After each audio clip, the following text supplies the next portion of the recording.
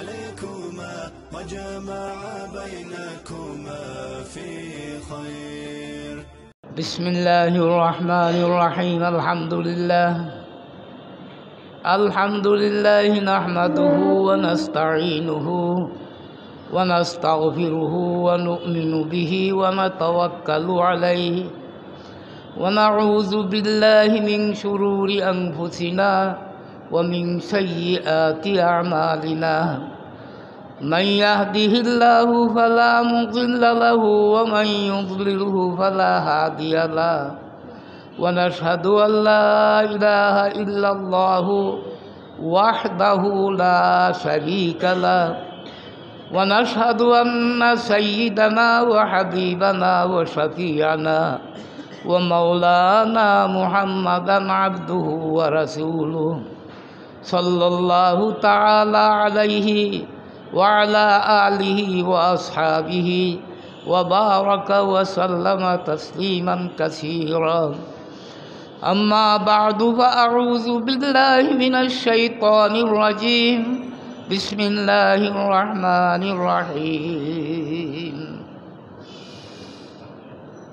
فأما الإنسان إذا ما ابتلاه ربه فأكرمه ونعمه فيقول ربي أكرمن.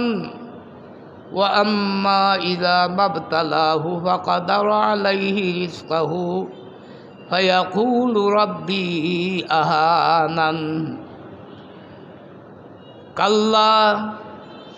كلا بل لا تكرمون اليتيم ولا تحاضون على طعام المسكين وتأكلون التراث أكلا لما وتحبون المال حبا جما.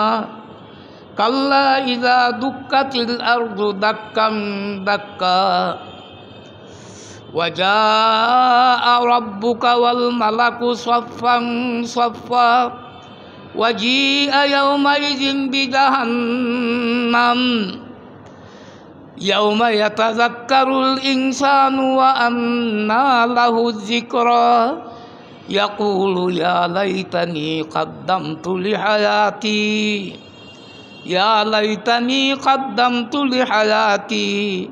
فيومئذ لا يعذب عذابه أحد ولا يوثق وثاقه أحد.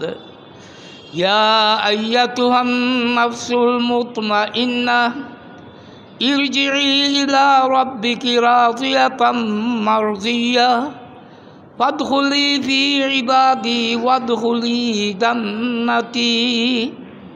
صدق الله المولانا العظيم.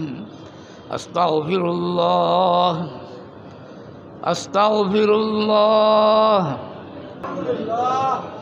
সূরা ফজরের আলোচনা চলছে। গত সপ্তাহেও বলেছিলাম যে মানুষ দুনিয়ার সুখ স্বাচ্ছন্দ্য, সুযোগ সুবিধা, অর্থ বৃত্ত, প্রভাব প্রতিপত্তি, ক্ষমতা এইগুলি লাভ করলে মনে করে আমি সফল, মনে করে আল্লাহ তাআলা আমার প্রতি দয়ালু, আমার প্রতি সন্তুষ্ট। আবার যদি অসুবিধাজনক অবস্থায় অভাব অনটনে থাকে মনে করে আমাকে আল্লাহ তাআলা হেয় করেছেন, আমাকে আল্লাহ তাআলা অপদস্থ করেছেন, আমি নিকৃষ্ট, আমি আল্লাহর কাছে বোধহয় প্রিয় নই। এই ভুল ধারণা সর্বকালে সর্বযুগেই ছিল, আজকেও আছে। কাফের তো কাফের, এমনকি মুসলমানদের মধ্যেও এই ধারণাটা আছে। এমনও মুসলমান আছে নামাজ পড়ি না, কিন্তু আমার তো অভাব নাই। নামাজ পড়ো তুমি, তোমার জামা কাপড় ছিঁড়া, তোমার অভাব কেন? তুমি রিক্সা চালাও কেন? রিক্সাওয়ালা রিক্সা চালায়, ভদ্রলোক রিক্সার মধ্যে বসা, সে তো কয় আল্লাহ তাআলা আমাকে ভালোবাসেন, আমি খুব ভালো অবস্থায় আছি, যদিও নামাজ পড়ি না। তুমি নামাজ পড়ে কি করেছো? কি লাভ হয়েছে? এই যে ধারণা, এইটা সম্পূর্ণ আল্লাহর দুশমনদের ধারণা। এইটা একজন ইমানদারের ধারণা হতে পরিষ্কার বুঝেন। আল্লাহ তাআলা যে ইমান দিয়েছেন, এইটাই তো হলো দুনিয়ার সবচেয়ে বড় নিয়ামত। হাজার দুনিয়ার মালিকও যদি হয়,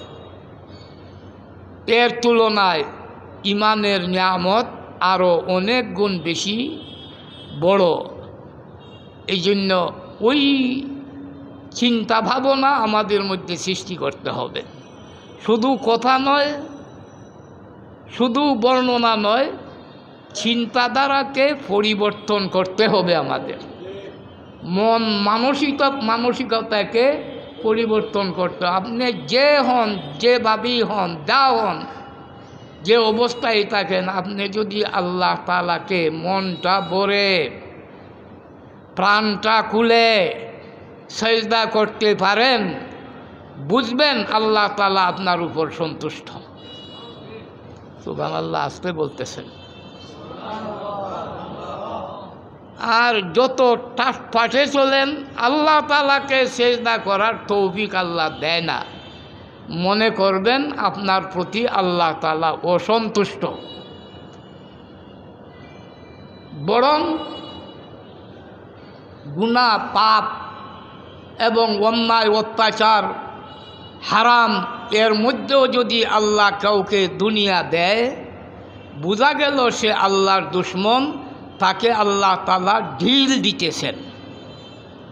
যেমন ফেরাউনকে ঢিল দিয়েছিলেন, নমরুদকে ঢিল দিয়েছিলেন, এখনও আল্লাহ তাআলা ঢিল দিতেছেন কাফেরদেরকে। ওই ফ্রান্সের নেক্রু, তাকে তো আল্লাহ তাআলা ধরতেছেন না, আল্লাহর হাবিবের এমন অবমাননা করতেছে। তো দুনিয়ার সুযোগ সুবিধা এইটা মূল বিষয় নয়। মূল বিষয় আমি ইমানদার কি না, আমার মধ্যে পরিপূর্ণ ইমান, আমল, আখলাক আছে কি না। আল্লাহ তাআলা এই কথাটাই বলতেছেন, ফাআম্মাল ইনসানু ইযা মাবতালাহু রাব্বুহু ফাআম্মাল ইনসান ইযা মাবতালাহু রাব্বুহু। ইনসান বলতে এখানে কাফের, খোদার দুশমনরা। অনন্তর মানুষকে যখন আল্লাহ তাআলা পরীক্ষা করেন এবং তাকে দুনিয়ার কিছু সম্মান, সুযোগ সুবিধা দেন, তখন সে বলে রাব্বি আকরামান, আমাকে আল্লাহ তাআলা সম্মান দান করেছেন, আমাকে আল্লাহ তাআলা সুযোগ সুবিধা, প্রভাব প্রতিপত্তি দান করেছেন, তাহলে তো আমার আর কোনো চিন্তা নাই। অপরদিকে ও আম্মা ইযা মাবতালাহু রাব্বুহু, এবং আল্লাহ তাআলা যখন মানুষকে পরীক্ষা করেন, উভয়টাই পরীক্ষা। ধনসম্পদ দেওয়া, সুযোগ সুবিধা দেওয়াও পরীক্ষা, না দেওয়াও সব পরীক্ষা। আল্লাহ তাআলা বলেন, যখন মানুষকে আল্লাহ তাআলা পরীক্ষা করেন, ফাকাদারা আলাইহি রিজকাহু, তার রিজিককে সংকীর্ণ করে দেন। রিজিক বলতে শুধু খাওয়া দাওয়াই নয়, তার জীবন উপকরণ, জীবনযাপনের ব্যবস্থা সংকীর্ণ হয়ে যায়। সে ফুকে রাস্তা দেখে না, দিশেহারা হয়ে যায়, অনেক সময় কর্তব্য বিমূঢ় হয়ে যায়। আমি কি করব, কেমনে বাঁচব, কেমনে টিকব, এইটা পরীক্ষা। তখন সে বলে রাব্বি আহানান, আমার প্রভু তো আমাকে অসম্মানী করলেন। দিলে কয় আল্লাহ বালা, আর না দিলে কয় আল্লাহ তেমন বালা নাই। নাউজুবিল্লাহ বলে। এইটা তো ইমানদারের কাজ হতে পারে না, এটা কাফেরদের কাজ নাকি? যে আল্লাহ খুব বালা, আল্লাহ আমারে যা চাই তাই দেয়। আরে ফেরাউনও তো যা চেয়েছিল তাই দিয়েছিলেন। ফেরাউন শতাব্দীকাল, এর চেয়ে আরও বেশি শতাব্দীর পর শতাব্দী রাজত্ব নয়, সে খুদাই দাবি করেছিল। ফেরাউন একটা কথা আল্লাহ তাআলাকে প্রাইভেটে বলেছিল, আল্লাহ আমি যখন খুদাই দাবি করেই ফেলছি, এটা আমি জানি আমি খুদা নই, আপনিই খোদা, আপনিই প্রভু, তবুও যখন দাবি করেই ফেলছি, আমি যা চাই আমাকে দেয়া দেন। আল্লাহ তাআলা এমন দেওয়াই দিলেন, তার জীবনে কোনোদিন মাথা ব্যথাও হয় নাই। তাহলে ফেরাউন কি আল্লাহর বন্ধু? বলেন না কেন? নমরুদ এইভাবেই আল্লাহর দুশমনদেরকে আল্লাহ তাআলা ঢিল দিয়ে আসছেন যুগে যুগে। এই জন্য মুসলমানের মন ক্ষুণ্ণ হওয়ার কোনো কারণ, মুসলমান এই বিষয়টা নিয়ে তৃপ্তি সহকারে, আনন্দ সহকারে, ইয়াকিন সহকারে, পূর্ণ আস্থা সহকারে জীবনযাপন করতে হবে। আর কিছু হোক বা না হোক, আমি একজন ইমানদার,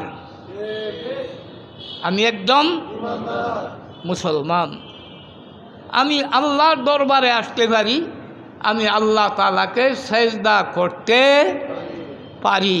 এ মহিলারা, আপনারা লন্ডনের রানীর চেয়েও আরো 1000 গুণ বেশি সৌভাগ্যবান, 1000 গুণ বেশি। এইটা বুঝতে হবে, শুধু দুনিয়া দিয়া মাপ দেওয়া যাবে না, এইগুলো মূল বিষয়। বুঝে আইছে? এই ইয়াকিনটা অন্তরে ঢুকানো দরকার আমাদের। এই জন্য এই সূরা ফজরের এই আলোচনা। আল্লাহ তাআলা বলেন কাল্লা, কাল্লা। কাল্লার অর্থ হইল আল্লাহ তাআলার হুঁশিয়ার বাণী, হুঁশিয়ার, সাবধান। কাল্লা অর্থ কি? হুঁশিয়ার, সাবধান হয়ে যাও। কখনো এই ধারণা ঠিক নয় যে দুনিয়ার সুযোগ সুবিধায় আল্লাহ ভালো আর না দিলে আল্লাহ বেশি ভালো নয়, এই ধরনের কিছু নাই। তোমরা সতর্ক হয়ে যাও। কাল্লা, একজন ইমানদার এই চিন্তা করতেই পারে না। এ যুবকরা, জীবনের ভিত্তি এই মূলনীতির উপর আমাদের প্রতিষ্ঠিত করতে হবে, জীবনকে এই মূলনীতির উপর প্রতিষ্ঠিত করতে হবে। আমি লাইনে আছি, বস এতটুকুই আমার সান্ত্বনা। লাইনে আছি তো, আমি কি আছি? লাইনে আছি। এইটাই সান্ত্বনার বিষয় ইমানদারের। আল্লাহ তাআলা ফরমান কাল্লা, কখনো নয়, এমন ধারণা ঠিক নয়। বরং যারা এই ধরনের ধারণা করে, এদের মধ্যে কয়েকটা দোষ আছে, বদ অভ্যাস আছে, 4টি বদ অভ্যাস। এই খারাপ স্বভাবগুলি দূর করতে হবে। সূরা ফজরের মেসেজ, সূরা ফজরের পয়গাম বিশ্বের মানুষের প্রতি, বিশেষ করে মুসলমানদের প্রতি। কয়েকটা দোষ এইটা কাফেরদের, যারা দুনিয়াকেই মাপকাঠি মনে করে, বলে কৌশলে, জুলুম, অত্যাচার, নির্যাতন, হালালে আরামে, সুদে ঘুষে, সত্য মিথ্যায়, যেমনে ভারে তেমনে। এইটা ঠিক নয়। আল্লাহ তাআলা বলেন বাল্লা তুকরিমুনাল ইয়াতীম। দুনিয়ার মধ্যে সবচেয়ে বেশি নিরীহ, সবচেয়ে বেশি দুর্বল ইয়তীম যারা, তারা ইয়তীমরা দুর্বল। এই দুর্বল শ্রেণীর কথা আল্লাহ তাআলা বলতেছেন যে তোমাদের দোষ, তোমরা ইয়তীমকে সম্মান করো না। এখানে উল্লেখযোগ্য বুঝার মতো বিষয়, আল্লাহ তাআলা ইয়তীমকে দান খয়রাত করার কথা শুধু বলেন নাই, আল্লাহ তাআলা বলতেছেন ইয়তীমকে সম্মান করো না তোমরা। শুধু ইয়তীমকে দিলেই যথেষ্ট নয়, বরং ইয়তীমকে সম্মান দিতে হবে। কি দিতে হবে? তুচ্ছ তাচ্ছিল্যের সঙ্গে না কিছু দিলাম, সামাজিকতার কারণে, পারিবারিক কারণে অসুবিধায় পড়ে, ঠেকায় পড়ে, মানুষ কি বলবে, হায় রে বাতিজাকে দেখে না কেমন মানুষ, এই ভয়ে এইটা নয়। আল্লাহ তাআলা বলেন বাল্লা তুকরিমুন আল ইয়াতীম, বরং তোমাদের এই বদ অভ্যাস, তোমাদের খারাপ চরিত্র যে তোমরা ইয়েতিমদেরকে সম্মান দাও না। এই যে ইয়েতিমকে সম্মান দেওয়া ফরজ, হয় না কেন? নফল নয়, এটা কি ফরজ ইবাদত, ফরজ কাজ। আজকে আমাদের সমাজে কত ইয়েতিম, কত পরিবারে, কত জায়গায় লাঞ্ছিত, বঞ্চিত, অপদস্থ ইয়েতিম, আর ইয়েতিমের মা কান্দে, ইয়েতিমের মা চোখ আঁচল দিয়া শুধু চক্ষুর পানি মুছে, সম্মান দেয় না, তুচ্ছ তাচ্ছিল্যের সঙ্গে কিছু দিলে দেয়। কত ইয়েতিম নিগৃহীত, এর উপরে আরও বড় আল্লাহর দুশ্মন ইয়েতিমের জায়গা, ইয়েতিমের বাড়ি সব দখল করে ফেলে। এই প্রমাণ, এই অবস্থা একটি দুইটি নয়, আমাদের সমাজে বুড়ি বুড়ি। আর এই কাজগুলি করতেছে ওই ধরনের লোক যারা মসজিদেও আসে। সমাজে এরা খুব ভদ্রলোক, খেতা দুরুস্ত, কি খান সব খেতা দুরুস্ত, সুন্দর সুন্দর কথা বলে, সুন্দর সুন্দর বক্তৃতা দেয়, সমাজ সংশোধনের কথা বলে, সমাজের উন্নতির কথা বলে, অথচ তার আপন বাতিজা, আপন বাগনা তার সম্পদ দেয় না। আল্লাহ তাআলা বলেন ইয়েতিমকে সম্মান দিতে হবে। ইসলাম কিন্তু ইয়েতিমের ধর্ম, বলেন জোরে সুবহানাল্লাহ। ইসলাম অসহায়ের ধর্ম, ইসলাম বিধবাদের স্বার্থ রক্ষার ধর্ম। এই জন্য আল্লাহ নবী বলছেন বিধবা আর আমি, যে বিধবা সঠিক পথে থাকবে দিনের উপর, আল্লাহর ভয় নিয়ে চলবে, এই বিধবার আমি এই দুই আঙ্গুল, এই যে আমি শাহাদত আঙ্গুল আর মধ্যের লম্বা আঙ্গুল একত্রিত করলাম, এইভাবে আমরা বিধবা আর আমি একসঙ্গেই জান্নাতে থাকব। এই বিধবা এবং ইয়েতিমকে যারা লালন পালন করে, যে ঘরে ইয়েতিম আছে ওই গোষ্ঠার উপর আল্লাহ তাআলা খুশি, ফেরেশতাদের উপর, ফেরেশতারা খুশি যে ইয়েতিমকে সম্মান দেয়। ইয়েতিমকে সম্মান দিতে হবে। মুসলিম উম্মাহ ভালোভাবে আমরা বুঝি, কোরআনের দাওয়াতকে গ্রহণ করি, ইয়েতিমের সম্মানের। আল্লাহ নবী বলছেন এক ইয়েতিম বিধবা, ইয়েতিম বাচ্চা সৈয়দ বংশের লোক। কোন বংশের? কোথায়ও তার আশ্রয় নাই। এক বড় লোকের বাড়িতে গেল যে আমি সৈয়দ বংশের লোক, আমি যাকাতও গ্রহণ করতে পারি না, যেহেতু সৈয়দ বংশের, আমাকে জায়গা একটু আশ্রয় দেন, সাহায্য করেন। এই বড় লোক ভালো মানুষ, হয়তো হাজি সাহেব, গাজী সাহেব নাকি, সে কয় তুমি যে সৈয়দ বংশের, এর পরিচয় কি, দলিল কি, প্রমাণ কি? তখন দলিল আর প্রমাণ কি লইয়া আইছে বেটি চলে গেল, বিতাড়িত করে দিল। রাত্রে ওই বড় লোক স্বপ্নে দেখে রাসূলুল্লাহ সাল্লাল্লাহু আলাইহি ওয়াসাল্লামকে। মানুষ আল্লাহ নবীর সঙ্গে সাক্ষাৎ করতেছে, ওই লোকও গেল, পরে সাক্ষাৎ করতে চাইল, আল্লাহর নবী সাক্ষাৎ দেন নাই। যে তুমি যে মুসলমান ইমানদারের দলিল কি, দলিল নিয়ে আসো, এরপরে সাক্ষাৎ হবে। তুমি আমার বংশের ইয়েতিমকে বলছো দলিল প্রমাণের কথা। পরের দিন তো ঘুম থেকে উঠে ওই মহিলাকে তালাশ করা শুরু করলো, এতিমদেরকে খুঁজতেছে যে আসেন আমার বাড়িতে। মহিলা কয় না, হবে না, সম্ভব নয়, আমার ব্যবস্থা হয়ে গেছে, আমার ব্যবস্থা। এতিমকে যারা ঠগাবে, নির্যাতন করবে, এদের রক্ষা নাই।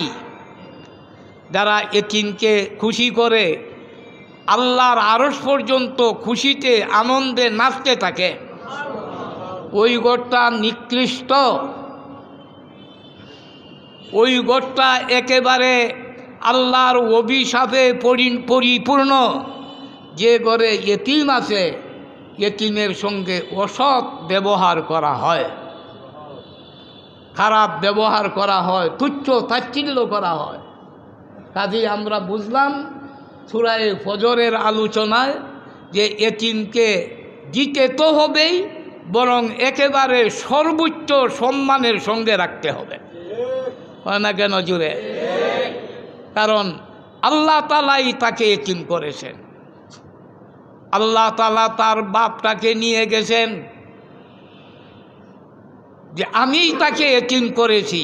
এটাও পরীক্ষা, এটাও কি আগে তো পরীক্ষার কথা গেছে, এই এতিমও এটা বিরাট বড় পরীক্ষা, তার হক আদায় করা হয় কি না। ইসলাম এতিমের ধর্ম, ইসলাম দুঃখী খাঙ্গালের ধর্ম, অসহায়দের ধর্ম ইসলাম।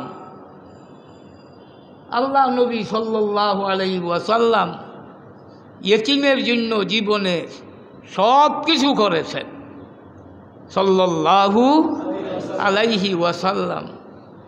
আজকে তো বড় লোকরাই এতিমকে ঠগায়, যার কোটি কোটি টাকার সম্পদ আছে, পেট ভরে না, এতিমের জায়গাটা বাড়িটাও দখল করে নিয়ে যায়।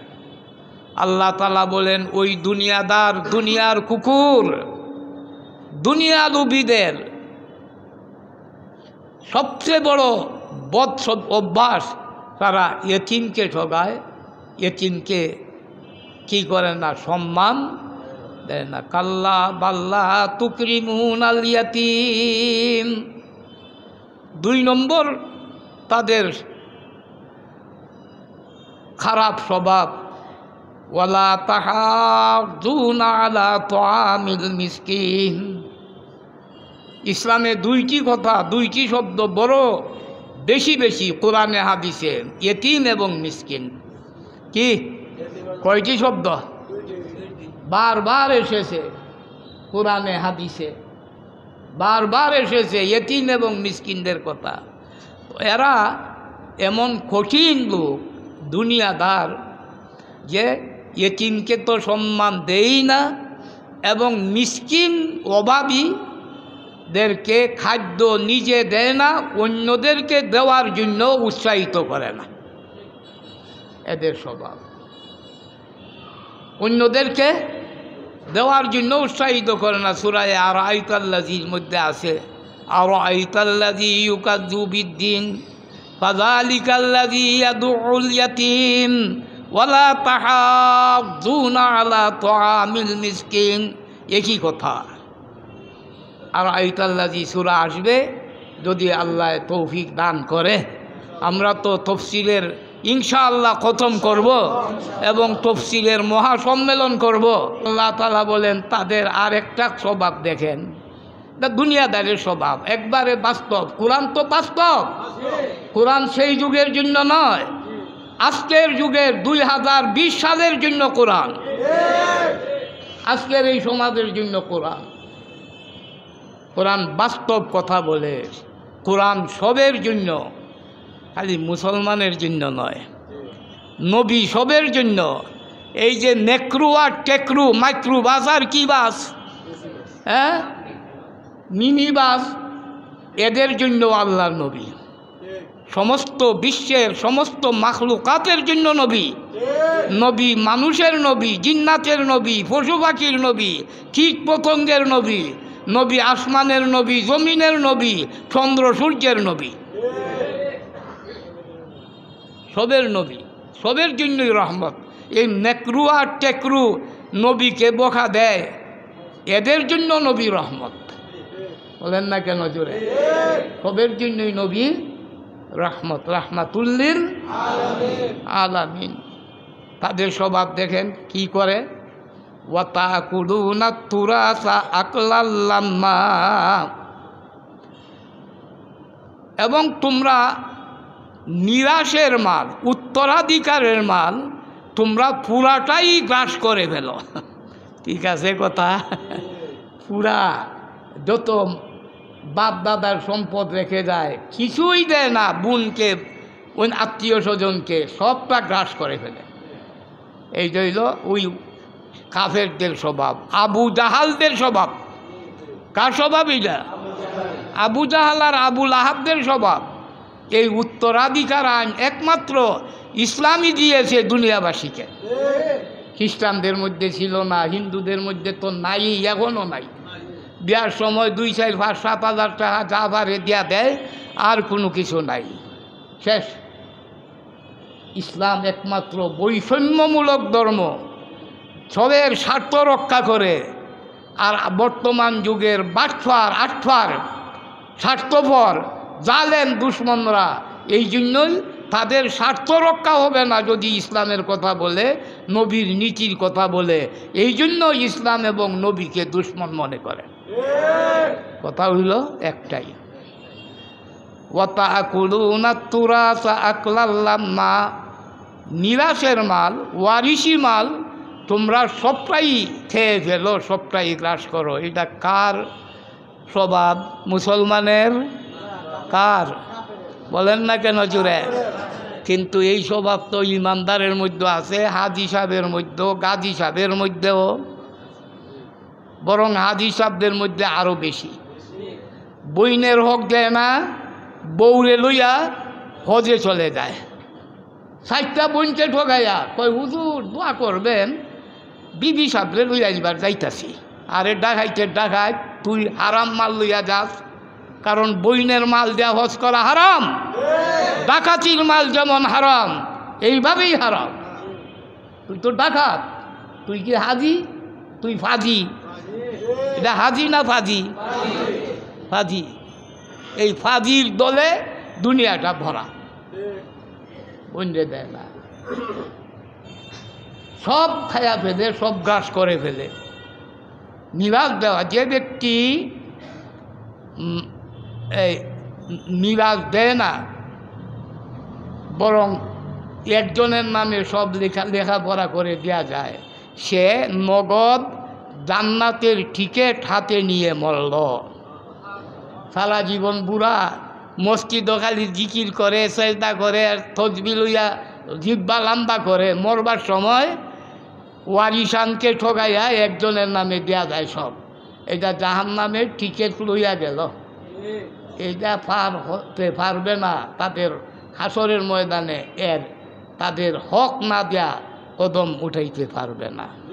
ও তো সহজ না, লাইনে থাকতে হবে, ইসলামের লাইনে, কোরআনের নিয়ম অনুযায়ী চলতে হবে।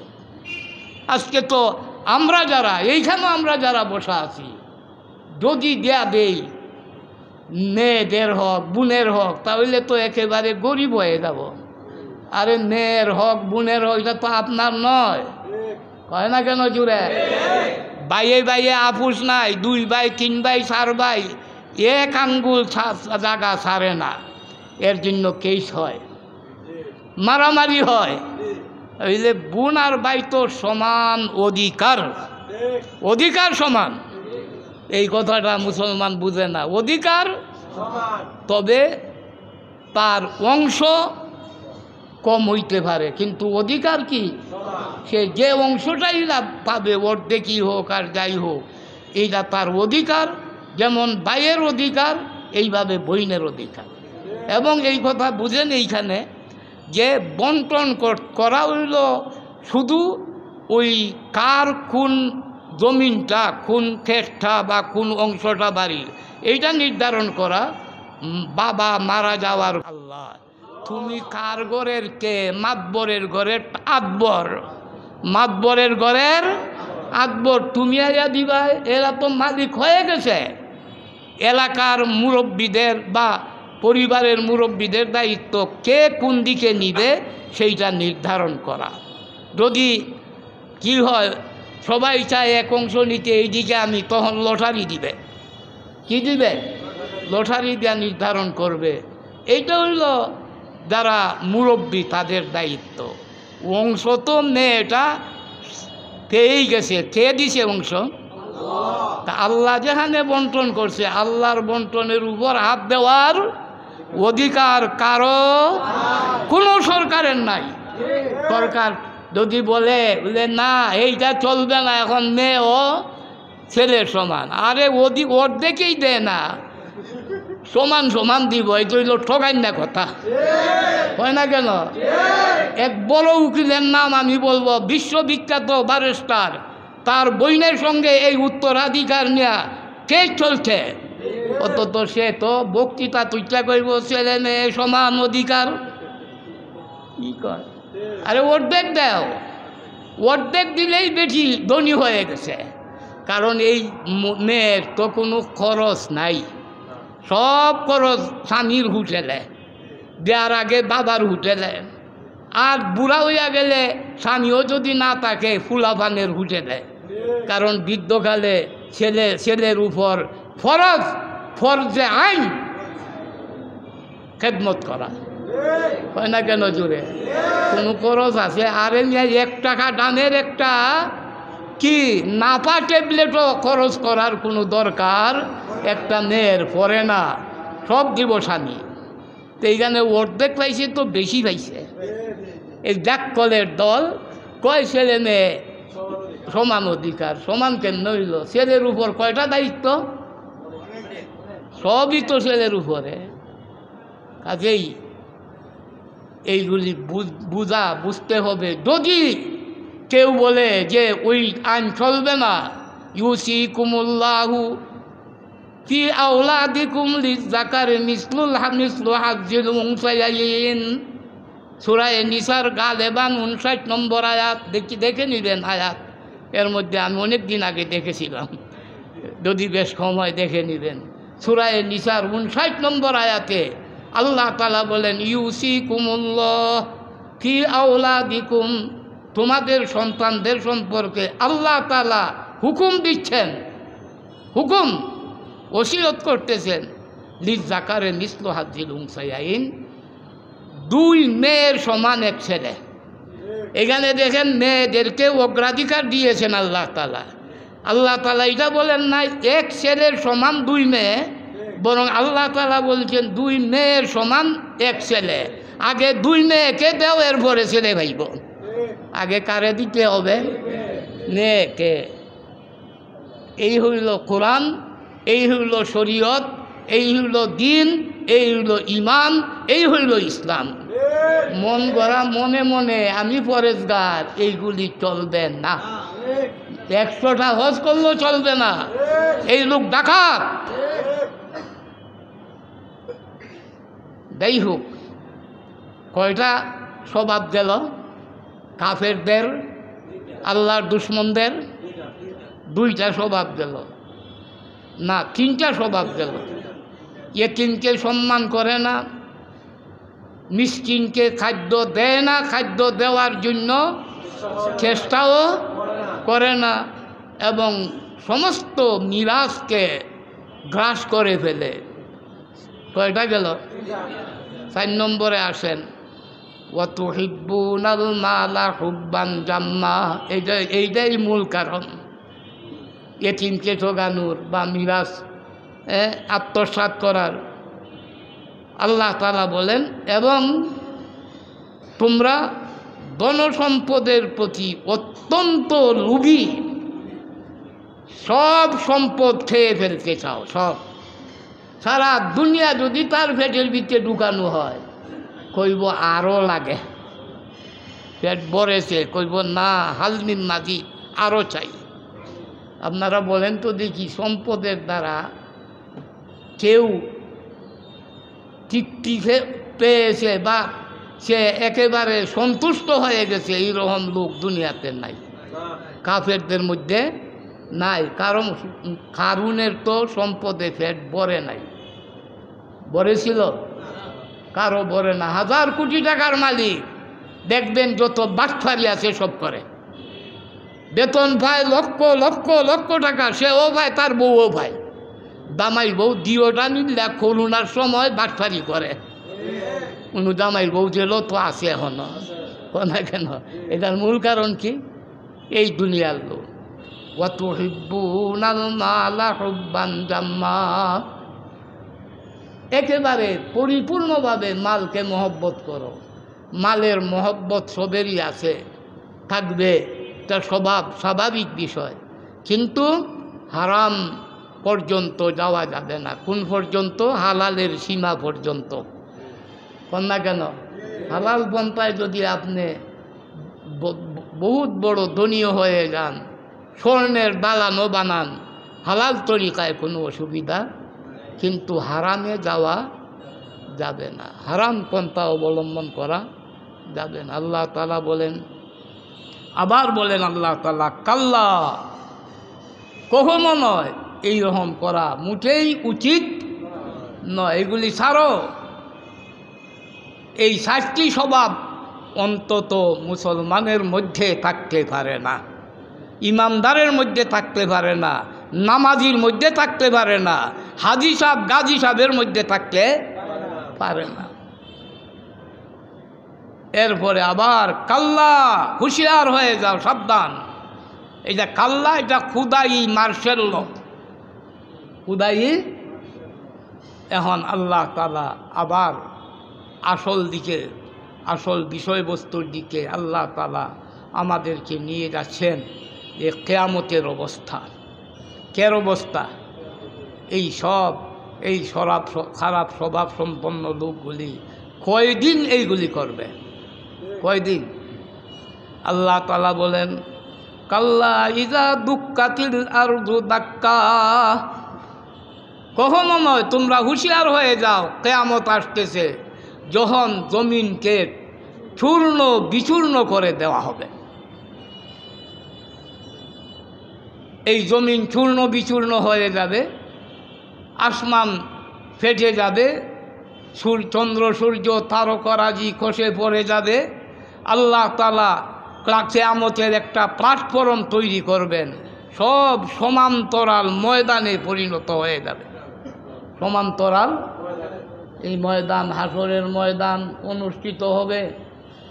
আল্লাহ তাআলা ফরমান, ওয়াজা রব্বুকা, তোমার প্রভু আসবেন বিচার করার জন্য।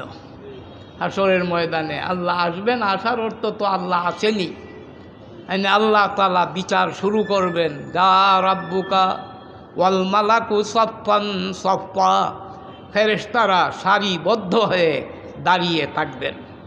বিচারকের আদালতে, কোর্টে পুলিশ থাকে না? থাকে না?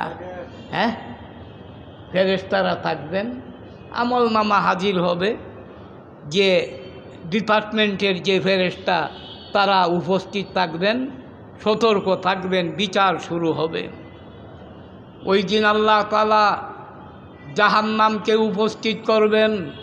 ওয়াজিআ ইয়াওমাইযিন বিজাহান্নামা, ওই দিন জাহান্নামকে আনা হবে, উপস্থিত করা হবে সমস্ত হাসরের ময়দানের মানুষের সামনে।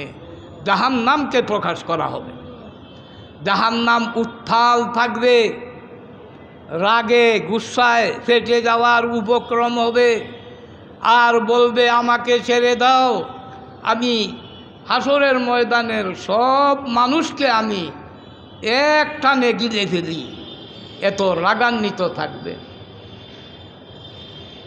জাহান্নাম চিৎকার করতে থাকবে, সামিউলাহা শাহিকা, চিৎকার গর্জন তর্জন গর্জন করতে থাকবে জাহান্নাম ওই দিন। ফেরেশতারা, তফসিরে জালালাইনি আছে, ফেরেশতারা জাহান্নামকে 70,000 শিকল পরাবেন। এক এক শিকলে 70,000 ফেরেশতা ধরে রাখবেন, জাহান্নামকে সামলিয়ে রাখবেন। না হয় এক লাফে সমস্ত হাসরের ময়দানের সব কিছু গিলে ফেলবে। জাহান্নাম অসীম উত্তেজিত থাকবে। ওই সময় কি অবস্থা হবে। তবে আরেকটি কথা বলি, এইখানে আছে ইমাম গাজালি রহমতুল্লাহ আলাইহি মুকাশাফাতুল কুলুব নামক কিতাবে উল্লেখ করেছেন, ওই দিন জাহান্নামকে শান্ত করার কোনো পথই থাকবে না। আল্লাহ তাআলা হুকুম দিলে তো হবেই, কিন্তু আল্লাহ নবী হঠাৎ ওই জাহান্নামের মধ্যে কিছু পানি ছিটা দিবেন, পানি ছেড়ে দিবেন। এই পানির ছিটা পড়ার সাথে সাথে জাহান্নাম সম্পূর্ণ শান্ত হয়ে যাবে। এই পানিটা কি পানি? গোলাপ জলের পানি? গোলাপ জলের পানি? এই পানিটা আল্লাহর বান্দা বান্দিদের আল্লাহর ভয়ে এক ফুটা পানি বের করুন বাবারা, আল্লাহর ভয়ের পানি। মহিলারা এক ফুটা পানি বের করুন আল্লাহর ভয়। মাছির মাথার সমান এক ফুটা পানি বের করুন আল্লাহর ভয়ের কান্দা। এইটার এত পাওয়ার। সামান্য একটু পানি যদি চৌকের কোনায় জমান, 7টি জাহান্নামের আগুন আপনার জন্য হারাম হয়ে যায়। হে যুবকরা, কান্দো কান্দো, খালি লাফালাফি কইল না, একটু কান্দো, মনটাকে নরম করো, পথে আওয়ার চেষ্টা করো। হে বিশ্বের যুবকরা, মুসলিম যুবকেরা, রাস্তায় আসার চেষ্টা করো, খালি ফেসবুকের নাচানাচি না, বরং একটু কান্দো, নীরবে নির্জনে কাঁদো, কাঁদো, আল্লাহর ভয়ে কাঁদো, নীরবে নির্জনে কাঁদো। এই জাহান্নাম আনা হবে। এরপরে ইয়াউমাইজি ইয়াতাযাক্কারুল ইনসানু ওয়া আন্না লাহু যিকরা। ওই সময় কাফেররা বুঝবে, কিন্তু ওই বুঝ কোনো কাজে আসবে না। ওই সময় বুঝবে, সবাই বুঝবে, কিন্তু ওই সময় তো বুঝ আসলেও ওই সময় তো কোনো কাজ হবে না। এই সময় শুধু আক্ষেপ করবে, ইয়াকুলু ইয়া লাইতানি কাদ্দামতু লিহায়াতি, বলতে থাকবে হায় আক্ষেপ, আমি যদি জীবনে কিছু ভালো কাজ করে আজকে অগ্রিম প্রেরণ করে আসতাম।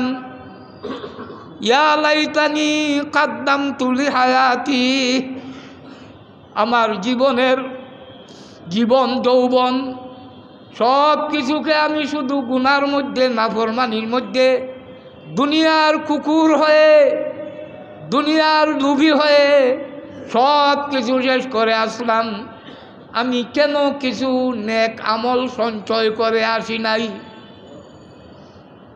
এই জীবনের জন্য কেন কিছু অগ্রিম প্রেরণ করে নাই? অগ্রিম পাঠাও, পরকালের ব্যাংকে জমা করো, পরকালের ব্যাংকে জমা দাও। ফায়াউমা ইজিন, কাল এই দিন আক্ষেপ করতে থাকবে, আক্ষেপে কাজ হবে না। এমনকি কাজেররা আক্ষেপ করতে করতে হাতের ডানা পর্যন্ত খেয়ে ফেলবে। সবাই আক্ষেপ করবে, এমনকি যারা বেহেশতে যাবে ওই দিন তারাও আক্ষেপ করবে। তাদের আক্ষেপটা হবে, আরও বেশি কেন করলাম না, আরও বেশি করলে তো আমার আজকে জান্নাতের মধ্যে আরও উচ্চ মকাম লাভ হইত। এক বলবে আরেকবার কেন সুবহানাল্লাহ বেশি বললাম না? বলেন সবাই সুবহানাল্লাহ। তসবিহ হাতে সুবহানাল্লাহ পড়তে থাকো, পাগলের মতো আল্লাহর জিকির করতে থাকো। আমি কোন দিন কি জানে, একজন মহিলা মাদ্রাসায় বোধহয় ওনার এক ছেলে পড়ে, আমি দেখলাম আসতেছে, হাত মোজা লাগাই, পাও মোজা, আবার হাতের মধ্যে একটা তসবিহ আছে। আমি বললাম মাশাআল্লাহ, মনে মনে আনি এই মহিলারে তো আর জিজ্ঞাসা করি নাই, করা দরকারও নাই। দেখলাম দেখি তসবিহ ভুইলাইতেছে, আলহামদুলিল্লাহ। এইভাবে রিক্সায় বসা, কাজে লাগাও সময় সুবহানাল্লাহ বলতে থাকো, কারণ একবার সুবহানাল্লাহ বেশি হওয়ার কারণে দেখবে আরেক বন্ধু তার জান্নাতে আরেকটা তালা উপরে উঠে গেছে। 2 রাকাত নামাজ বেশি বড়, কাজে লাগবে। একটা রোজা বেশি রাখো, একটা টাকা খরচ দান করা বেশি করো, একটা সেজদা বেশি দাও। ইয়াকুলু ইয়া লাইতানি কাদ্দামতু লিহায়াতি ফায়াউমাইযিল লা ইউআযযিবু আযাবাহু আহাদ ওয়ালা ইউসিকু ওয়াসাকাহু আহাদ। ওই দিন আল্লাহ তাআলার শাস্তির মতো কেউ শাস্তি দিতে পারবে না। দুনিয়াতে কি শাস্তি, রিমান্ডে কি শাস্তি, আল্লাহ রিমান্ডে যে শাস্তি, এবং আল্লাহ তাআলা যেভাবে শক্ত করে বাঁধবেন শিকলের মধ্যে, এই বাঁধার মতো কেউ বাঁধতে পারবে না। এই গেল কাফেরদের অবস্থা, কিয়ামতের অবস্থা। সংক্ষেপে অন্তত অনেক হৃদয়গ্রাহীভাবে আল্লাহ তাআলা এখানে এই আয়াতগুলি যে পড়বে, আমার বিশ্বাস তার মন অন্তর নরম না হয়ে পারবে না। আপনাদেরকেও দাওয়াত দিতেছি, সবাইকে, মুসলিম বিশ্বের সমস্ত মুসলমানকে, যে আপনারা এই আয়াত বারবার এই আয়াতগুলি পড়েন।